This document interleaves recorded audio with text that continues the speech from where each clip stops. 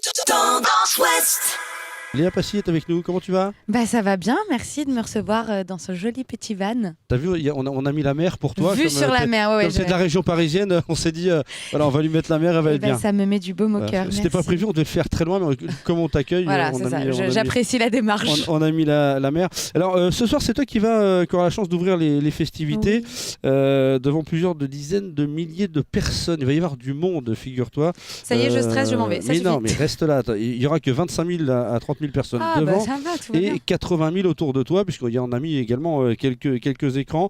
Ça te donne plutôt le trac ou ça te donne une patate de dingue? Ça me donne une patate de dingue, si tu le dis comme ça. C'est et en même temps angoissant et en même temps super excitant de savoir qu'on va pouvoir aller un peu attraper des gens qui ne nous connaissent pas, partager avec ceux qui nous connaissent et qui ont envie de nous voir.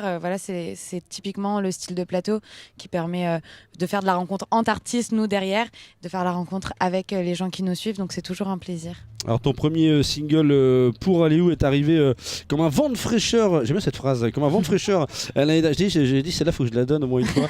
L'année dernière sur les ondes, qu'est-ce que ça a changé dans ta vie d'artiste? Dans ma vie perso, ça a changé seulement le fait que je connaisse tous les emplacements des Starbucks dans toutes les gares et dans tous les aéroports de France.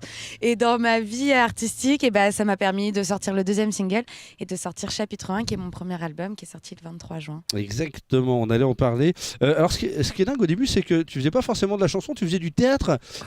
C'est ça, et en fait, tu t'es dit, parce que tu avais quelques potes qui chantaient, tu dis tiens, pourquoi pas.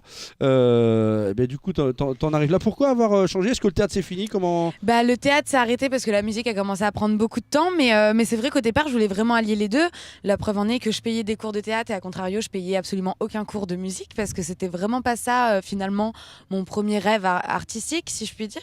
Et puis il y a un moment où il y a des portes qui s'entrouvent et il y a des opportunités qui font que ça devient une évidence, et j'ai rarement été aussi heureuse que depuis ces 10 derniers mois. Donc aujourd'hui c'est évident que c'est ça que j'ai envie de faire, mais peut-être qu'un jour je reviendrai à la comédie. Peut-être les deux. Peut-être les deux, maintenant ça se fait de plus en plus. Exactement, l'album Chapitre 1, tu l'as dit, est sorti tout récemment. On y trouve tous tes titres, Pour aller où, encore Adolescente Pirate, c'était le deuxième single.